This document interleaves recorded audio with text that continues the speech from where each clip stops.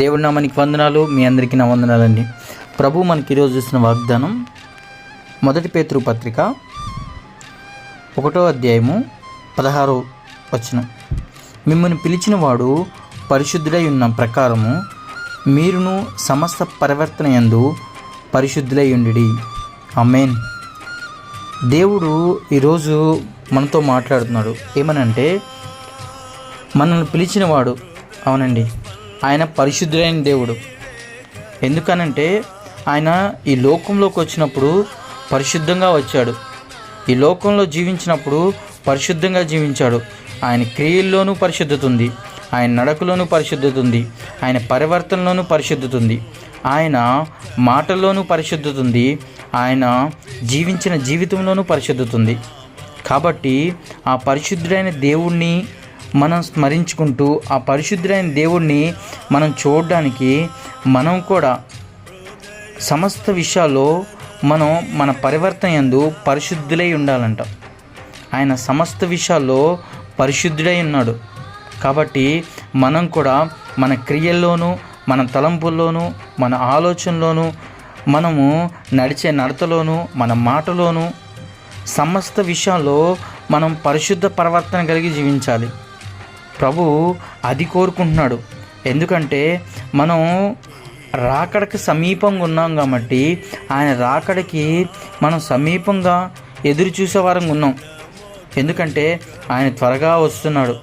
కాబట్టి పరిశుద్ధుడైన దేవుణ్ణి ఎదుర్కోవాలంటే ముందు మనం పరిశుద్ధంగా ఉండాలి కదా. ప్రభు ఈరోజు అందుకనేమో మనతో మాట్లాడుతున్నాడు. మనం పరిశుద్ధంగా ఉండాలనుకుంటున్నాడు. ఎందుకంటే పరిశుద్ధుడైన దేవుడు వచ్చే సమయం ఆసన్నమైంది.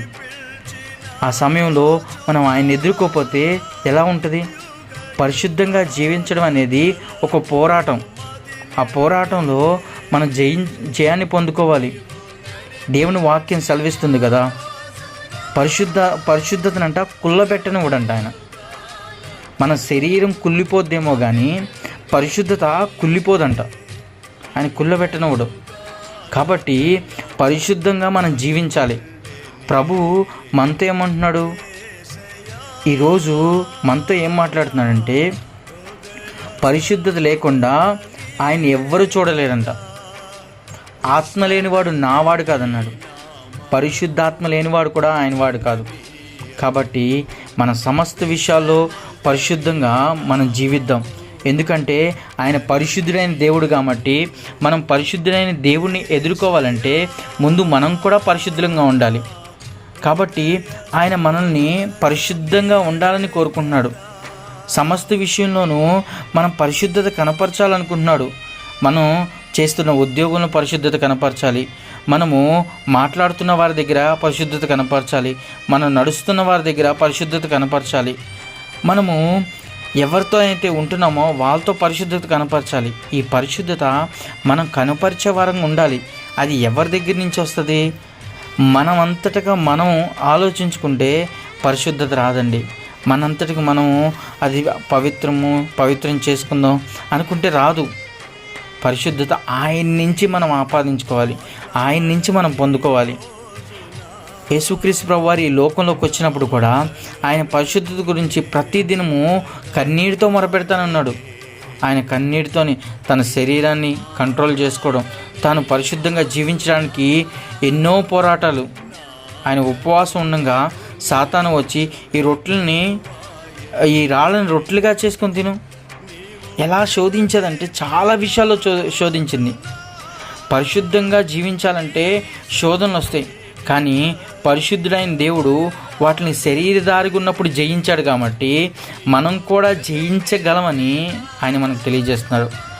కాబట్టి సమస్త విషయంలోనూ మనం పరిశుద్ధంగా ఉండాలి. ఇక్కడ దేవుని వాక్యం ఏమని సెలవిస్తుందంటే, పై వచనంలో ఏమని ఉంటుందంటే, అజ్ఞాన దశలో మీకుండిన ఆశలను అనుసరించి ప్రవర్తింపక మిమ్మల్ని పిలిచిన వాడు పరిశుద్ధులైన ప్రకారము మీరును సమస్త పరివర్తన యందు పరిశుద్ధులై ఉండుడి. ఆమేన్. ఇక్కడ వాక్యం ఏం సెలవిస్తుందంటే, మన ఆశల దశలో, అజ్ఞాన దశలో మనకుండిన ఆశలు, అజ్ఞాన దశలో, అవును, మనం అజ్ఞానంతోనే ఆలోచిస్తాం కొన్ని జ్ఞానంతో ఆలోచిస్తే ఏది శ్రేష్టమైంది, ఏది శ్రేష్టమైంది కాదు అని అనుకుంటాం. మనం జ్ఞానంతో ఆలోచించాలి.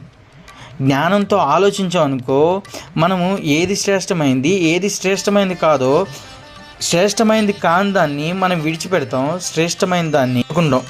కాబట్టి శ్రేష్టమైనది ఏంటి? ఆయనతో నడవడం, ఆయన వాక్యం ధ్యానం చేయడం, ఆయన వాక్యానుసారంగా జీవించడం, అది శ్రేష్టమైంది. అజ్ఞాన దశలో మన ఆశలేంటి? ధనాపేక్ష, స్వార్థ స్వభావం, పొరుగువాడిని ఆశించడం, ఇలాంటివి కొన్ని మనకు వస్తూ ఉంటాయి. మనలో బలహీనత వస్తూ ఉంటాయి. ఈ బలహీనత వల్ల మన జీవితంలో వేదన, రోదన, ఆయాసము, దుఃఖము ఇదే వస్తూనే ఉంటుంది. కాబట్టి పరిశుద్ధుడైన దేవుడు ఈరోజు నీతో నాతో మాట్లాడుతుంది ఏంటంటే, ఆయన పరిశుద్ధుడు కాబట్టి మనం కూడా సమస్త పరివర్తన యందు మనం పరిశుద్ధులై ఉందాం. ఎందుకంటే ఆయన పరిశుద్ధుడైన దేవుడు మనం ఎదుర్కోవాలంటే మన క్రియల్లోనూ, మన తలంపుల్లోనూ, మన సమస్త విషయాల్లోనూ మనం పరిశుద్ధత ఖచ్చితంగా కనపరచకపోతే ఆయన్ని ఎదుర్కోలేం. మనం అపవిత్రంగా ఉన్నాం అనుకో, అపవిత్రంగా ఉంటే పరిశుద్ధుడైన దేవుడిని ఎదుర్కోలేం. సాతానికి ఒక్కసారి మాత్రమే గర్వం వచ్చింది. పరిశుద్ధుడైన దేవుడి దగ్గర ఉన్న మహిమను చూసి ఓర్వలేక ఇమీడియట్గా ఆ మహిమ నాకు కూడా కావాలని మనసులో ఒక్కసారి ఆలోచించుకుంది. ఆ ఒక్కసారి తను ఈ లోకంలో తొక్కబడింది. మనం కూడా పరిశుద్ధిని పొందుకోవాలని ప్రతిరోజు ఒక పోరాటంలాగా మనం పరిశుద్ధత కోసం పార్కులాడదాం. పరిశుద్ధుడైన దేవుడిని మనకు ఆపాదించుకోవాలి. పరిశుద్ధత మనము అది ఆపాదించుకుంటేనే పరిశుద్ధత మనం పొందుకోగలం. కాబట్టి ఆ దేవుడి వైపు చూస్తూ, ప్రభువా ఆ పరిశుద్ధత మాకు కూడా ఇవ్వయ్యా, క్రియల్లోనూ, తలంపుల్లోనూ, ఆలోచనలోనూ సమస్త విషయాల్లో ఎలా కట్టడి చేసుకోవాలో అట్టి జ్ఞానాన్ని ఈరోజు మాకు దయచేయి. అలాగే మా చుట్టుపక్కన ఉన్న వాళ్ళకు కూడా మేము అట్టి రీతిగా జీవించే కృపను దయచేయి.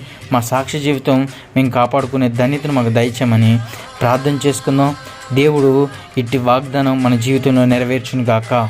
ఆమేన్.